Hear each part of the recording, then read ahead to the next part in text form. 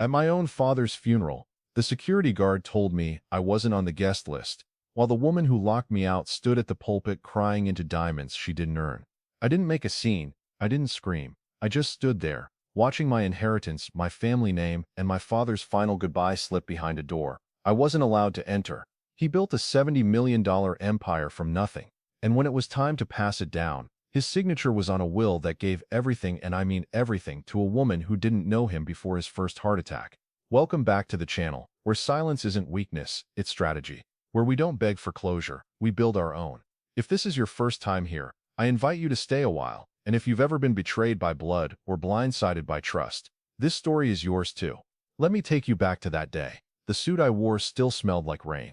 I came to bury my father. Instead, I buried the last shred of respect I had for the woman who called herself his wife.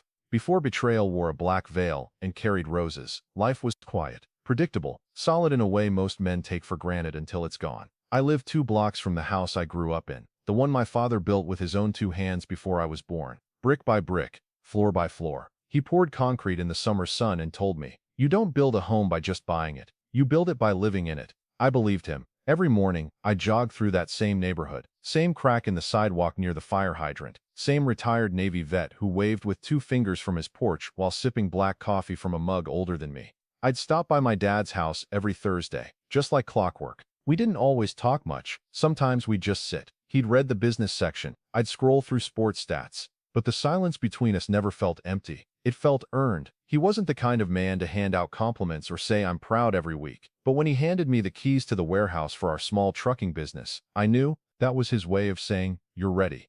There was love, not the loud kind you post about, but the kind that shows up when you're sick, when your car won't start, when the deal falls through and you still have rent to pay. We had routines. We had legacy. We had unspoken respect. And then she came in, like a breeze that smells too sweet for the season. And I didn't know it yet, but everything was about to rot beneath that perfume. She came in just after my father's second back surgery, said she was a wellness consultant. I remember thinking, why does a man who built trucks with his bare hands need yoga and herbal teas? But I didn't question it. Not then.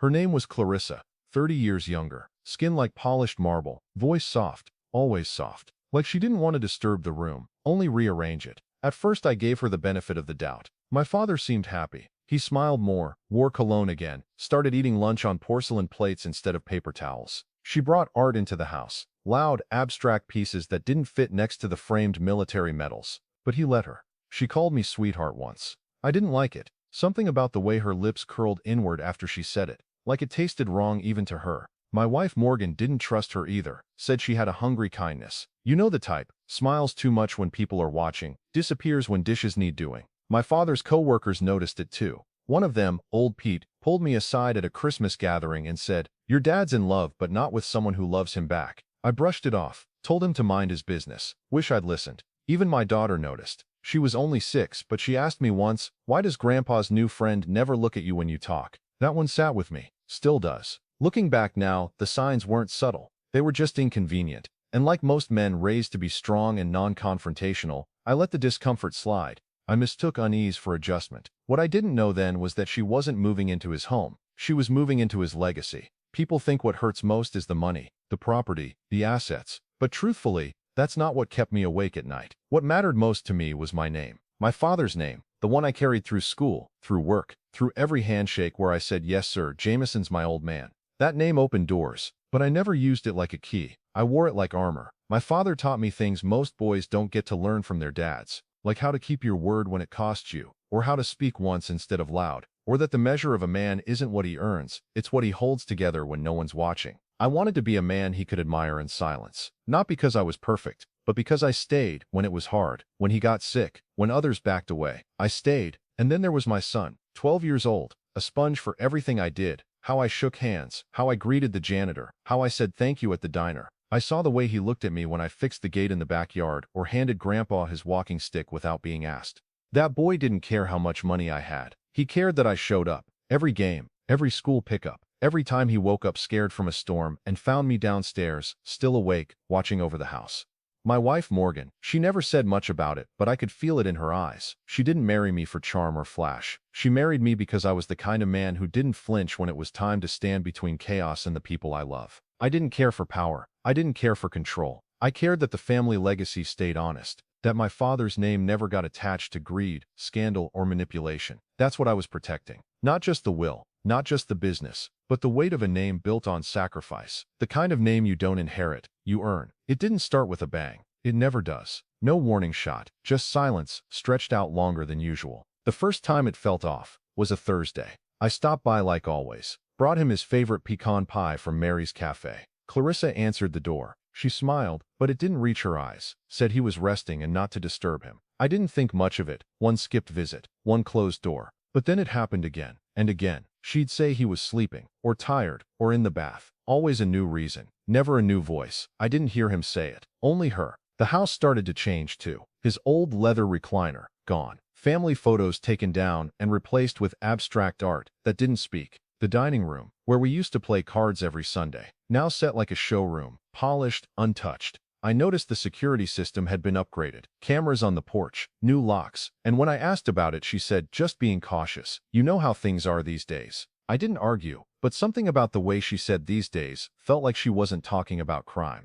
A few of his longtime employees started texting me strange things, questions about expense accounts he never touched, payroll shifts, a new accountant I'd never heard of. Even our Thursday business calls stopped. He'd always call around noon to talk numbers, staffing, contracts, but now, nothing, just a quiet phone. And when I called back, Clarissa answered, every time. He's not available right now, but I'll pass it along. But nothing ever got passed along. At dinner one night, Morgan, my wife, asked if everything was okay with my dad. I lied, said he was fine, but the truth was, I didn't know. For the first time in my life, I didn't know what was going on inside that house. Something had shifted, not loudly, not obviously, but enough that the house felt colder. And I didn't realize it then, but I wasn't visiting a home anymore. I was standing outside a takeover in progress. It's strange how memory works. You walk into a house and everything feels wrong, but your mind reaches backward to balance the weight. You remember what used to be, just so the hurt doesn't drown you. I remember being 17 when I crashed his old Ford on a back road. I was scared out of my mind. He didn't yell, didn't raise a hand. He stood there under the rain with the hood up,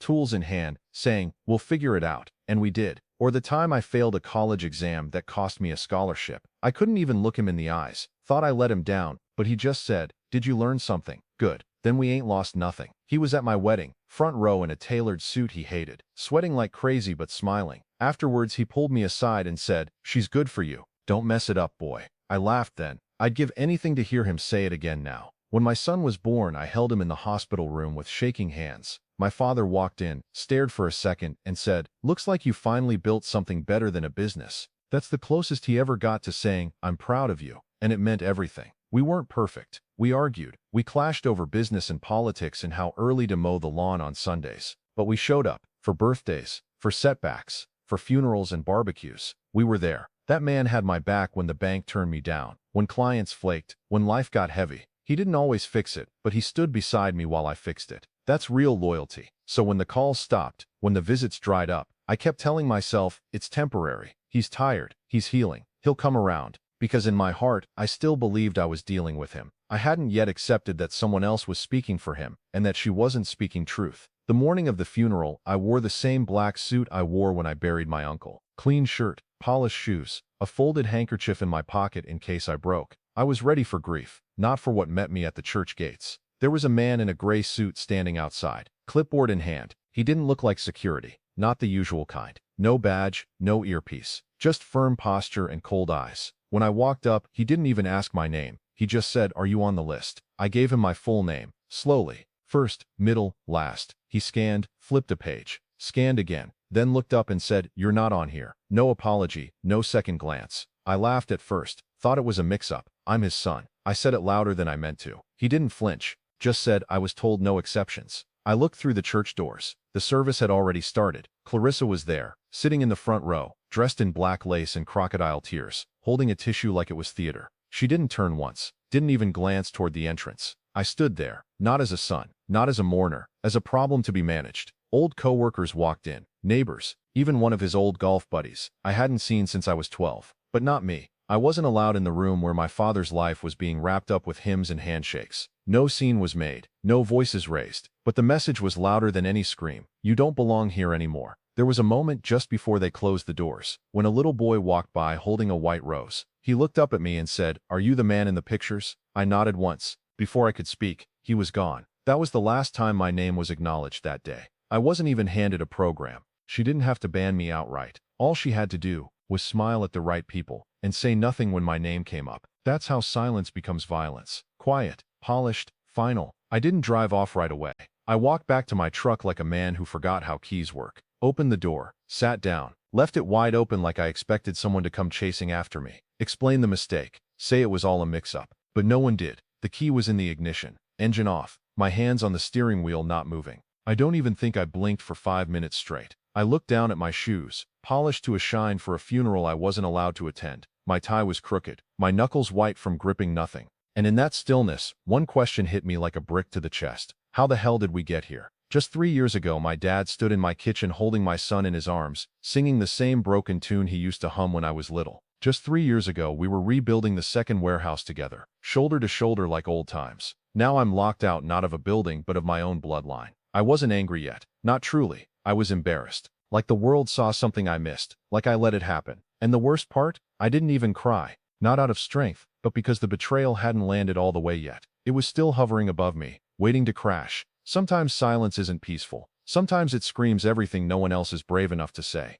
That parking lot with the windows fogged and my breath shallow. That's where I realized she didn't just take the seat beside his casket. She took the seat beside his decisions. There are things I never told anyone, not because I was hiding, but because I believed loyalty wasn't supposed to come with a receipt. My father hit a rough patch 5 years before Clarissa came along. Real estate deal fell through. Supply chain issues bled us dry. Payroll was at risk. Vendors were circling like vultures. I dipped into my retirement savings, without blinking, covered the shortfall, quietly. He never asked me to, never thanked me either. But that wasn't the kind of man he was. His way of saying thanks was not folding. And that was enough for me. When Clarissa came into the picture, I said nothing even when I noticed the monthly withdrawals from his accounts started to jump. New jewelry, private wellness retreats, spa charges from resorts I couldn't afford even with overtime. Still, I kept quiet. One night I overheard them arguing in the den. She was accusing him of talking to his ex-wife, my mother. It wasn't true. He barely spoke of her. But Clarissa's voice was sharp and his was small. I didn't step in. I figured they'd work it out. Now I wonder if that silence, that one moment where I could have stood tall, gave her more room to stretch her influence. Sometimes betrayal doesn't start with action. It starts with omission. I forgave her even when I saw the early signs, the way she called my son the boy instead of his name, the way she threw out my mother's photo that had been on the mantle since 1996. I saw it in the trash bin, face down, water-stained. I picked it up, wiped it off, never mentioned it. I gave grace. I gave time. I gave her the benefit of every doubt, until there were none left. And that's the part that burns. I didn't just lose an inheritance. I lost the reward for a decade of quiet sacrifice. The will reading was scheduled a week after the funeral. It was held in a downtown office that smelled like lemon polish and legal distance. I sat in a stiff leather chair, hands folded, trying not to stare at the folder on the desk, the one with his name in gold. Jameson Weller. The lawyer was new, not our usual guy. This one was slick, young and overly formal. His eyes didn't meet mine. That was the first clue. He cleared his throat, adjusted his cuffs, and started reading like he was reciting a weather report. According to the new documents, signed just 2 months before my father died, everything went to Clarissa. Not just the money, not just the house, the business, the land, the retirement accounts,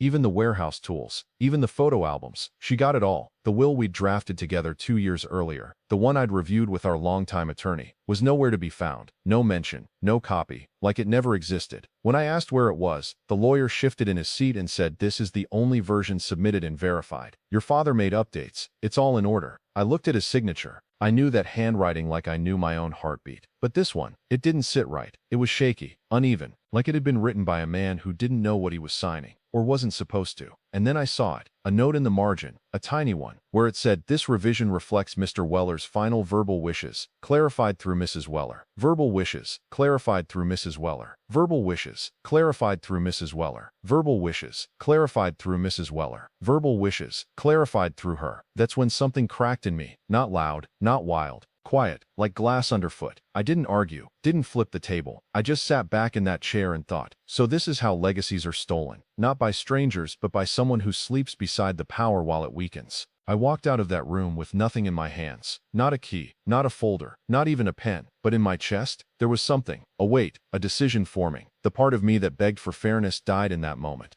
The man who walked out of that office wasn't waiting for justice anymore. He was planning truth. There's a moment after betrayal has fully bloomed, where you realize there's nothing left to lose, only truth left to uncover. I didn't yell, didn't call her, didn't storm into the house, or post some public outburst online. That's not how I was raised. That's not how my father moved. Instead, I pulled into a gas station off Route 12, bought a black spiral notebook and a pack of ballpoint pens, sat in my truck with the air running, and started writing everything I remembered. Dates, conversations, changes in routine, bank account changes, staff who were let go quietly. I wrote it all, not to prove I was right, but to make sure she couldn't rewrite history. I made calls, not angry ones, legal ones, quiet ones. I asked for account records, medical logs, home health nurse rotations, security camera archives. I didn't demand. I requested, calm, measured, like a man preparing for a board meeting. I opened a private P.O. box under a different name, bought a burner phone, started scanning documents to a cloud drive she'd never find. I visited his accountant, not to accuse, just to ask questions, and watch his reaction. The moment I asked about the asset transfers, his fingers tightened around the folder. That told me more than words. My wife didn't even know what I was doing. Not fully. I kissed her goodnight like always, tucked my son in like always. But after the house went quiet, I was in the garage with files spread across the workbench, receipts, signatures, screenshots. I wasn't planning revenge. I was preparing the truth. I didn't want to destroy her. I wanted to dismantle the version of events she thought would last. Because in her world, silence meant surrender. In mine, silence was the trap being laid. People expect revenge to be loud, explosive, headlines and handcuffs. But real revenge, the kind that changes names and rewrites endings, that happens in whispers. It started with the utilities. My name was still on some of the accounts, old habits from when I handled the bills during my father's recovery, so I canceled them. Quietly, no notice, just gone. My father kept things there, ledgers, backups, tax documents, land titles. I went through every box, found records of joint ownerships and quiet amendments she didn't know he filed. He didn't trust her fully. He was preparing too, just in case. I stopped payments on the foundation credit line, the one we used for expansion, since her name was never formally added. The moment my name vanished, so did access. She tried to swipe the card at a gala, declined. I spoke to the family lawyer, the old one, the one she had replaced. He hadn't been contacted in over a year, but he still had copies of the original will, the one my father signed before the hospital visits. I didn't tell him what I planned. I just asked for a duplicate. He handed it over with both hands and eyes full of regret. I changed the passwords on the business servers, transferred domain control, pulled her name from the company website, reset the employee access list. She didn't even notice until her login failed and the receptionist said, "You've been removed from the board." She didn't call. She sent a lawyer's email, vague, defensive, poorly written. I replied with timestamps, receipts, and the revised ownership forms, notarized and dated 6 months earlier. My father's final adjustments before his decline. Fully legal, fully binding, and fully invisible, until now. She was still sipping wine with his initials etched into the glassware, thinking she'd won. Meanwhile, the floor beneath her was already gone. I didn't touch a dime of her money. I didn't need to. I touched everything that couldn't be bought. His story, his name, and every bridge she thought she burned behind her. She inherited wealth, but I took back control. Quietly, completely, permanently.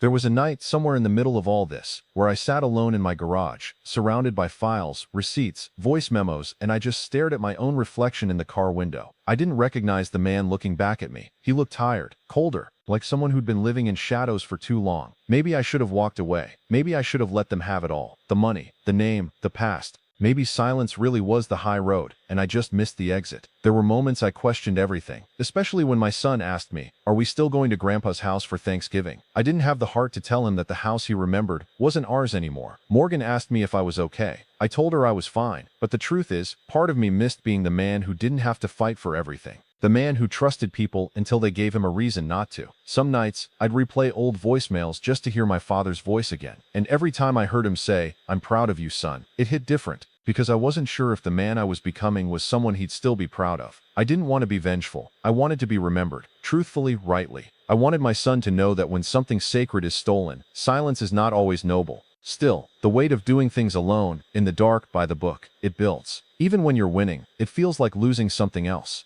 And yet, deep down, I knew if I let this go, she'd rewrite everything, turn his legacy into a trophy, turn my silence into her truth. That, I couldn't allow. Every plan built on deceit has one flaw. Greed never knows when to stop celebrating. Clarissa's mistake wasn't changing the will. It wasn't blocking me from the funeral. It wasn't even erasing my name from his history. It was smiling too soon. 6 weeks after the funeral, she threw a legacy dinner at one of the most expensive restaurants in the city. Invited influencers, politicians, even a few TV crews, all under the guise of honoring his impact. Except, his name wasn't on the banner. Hers was. A video leaked. Someone in the back, maybe a server, maybe a former employee, filmed her speech. She stood there in a silver dress, champagne in hand, and said, "Everything he built, I had to protect it from being wasted." Laughter, applause. Then this. Thankfully, he trusted me enough to correct his past decisions, even the painful ones. That video spread like spilled gasoline. People who knew my father, men who worked beside him for decades, saw it, and they weren't quiet. One of his oldest business partners shared a comment online. She never attended a single board meeting. She didn't protect anything. She took it. Then came the emails. Former nurses, a former housekeeper, even a bank rep. People who saw more than they were supposed to, but said nothing, until she opened her mouth.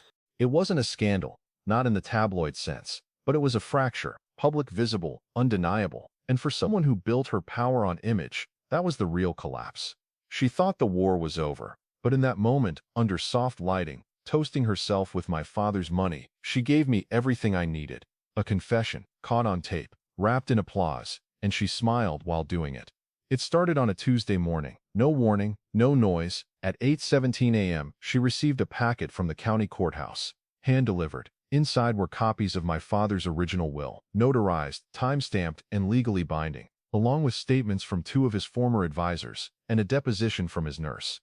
At 8:19 a.m., her financial advisor called. 4 of the joint accounts had been frozen, pending investigation. The balance transfer she scheduled for that afternoon, blocked. At 8:22 a.m., the locks on the corporate office were changed. Her keycard no longer worked. Her name removed from the board roster, replaced by mine. By 8:30 a.m., the attorney who'd helped her file the revised will received a notice from the state bar. A complaint had been submitted, complete with digital proof of manipulation, conflict of interest, and witness coercion. I never raised my voice, never stepped into her home. I didn't need to. The system she abused was now correcting itself. The nonprofit I'd founded in my father's name released a public letter, thanking the community, clarifying his original legacy, and attaching a legal notice disassociating his estate from any entities falsely operating in his name. That line hit harder than any headline. She called. Twice. I didn't answer. She left a message, the first time I'd heard her voice since the funeral. "You didn't have to go this far," she said. I deleted it, without hesitation. By noon, she was standing in front of a glass door that no longer opened for her. Purse in hand, phone clutched, rain tapping gently against the concrete. The kind of rain that doesn't come with thunder, just clarity. She looked up at the building, my father's name still carved into the stone. Only this time, no one was blocking my view. The strangest part about justice is how quiet it is when it lands. No headlines, no courtroom showdown, no screaming in parking lots or threats from balconies, just silence.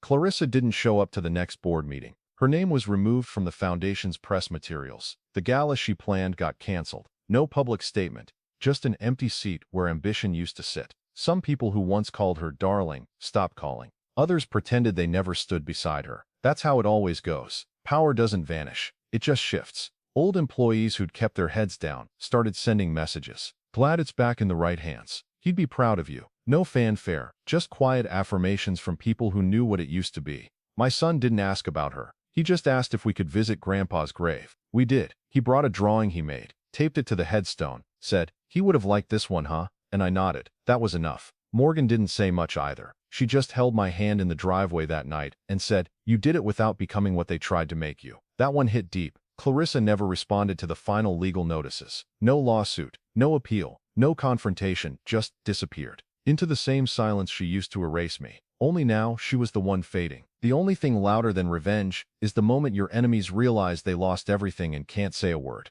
I'm not the same man who showed up at that funeral in polished shoes and a folded handkerchief in his jacket pocket. That man came with questions, with hope, with a heart still reaching for something that no longer existed. The man I am now, he doesn't wait for doors to be opened. He doesn't ask for seats at tables he built. He keeps his hands busy and his circle small. I don't smile as easily. I don't answer every call. I don't fill silences that don't deserve to be broken. But I'm not bitter, not hollow. I didn't become what they tried to turn me into. I just simplified. I learned to love deeper, but fewer. To trust, but document. To forgive, but never forget where the knife came from. My son still sees me as strong, and that matters more than any title. My wife still looks at me like I'm hers, not broken. That matters more than any settlement. And my father? His name still stands, clean, unbought, and unbent. I didn't get justice the world could cheer for. No cameras, no courtroom mic drops. Just peace, purchased in silence. I still walk by the church sometimes, the one that kept me out. I don't feel anger anymore. I feel distance, like looking back at an old house you no longer belong to, and realizing you wouldn't go back, even if invited. I didn't win everything, but I didn't lose myself, and these days, that's enough. There was a photo that used to sit on my father's mantle, simple wood frame, no gold trim, no glass glare, just him and me, arms around each other at the old warehouse, both of us covered in dirt and sawdust, smiling like fools. The kind of photo you don't pose for, it just happens.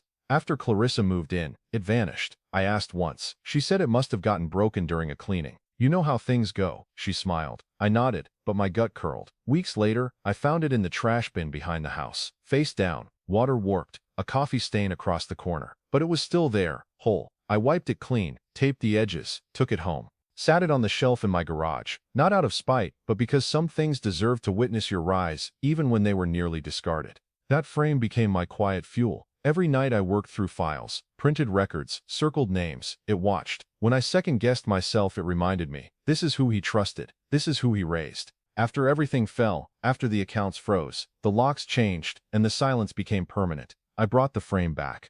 It now sits on my office desk, not in a glass case, not under a spotlight, just there, steady, present, undeniable. She tried to erase me, but that photo, it stayed, bent but not broken, faded but not forgotten. Like me, some people want the last word. I've learned it's better to have the final truth. She faded, not from scandal, but from silence. No one remembered what dress she wore, but everyone remembered what she took.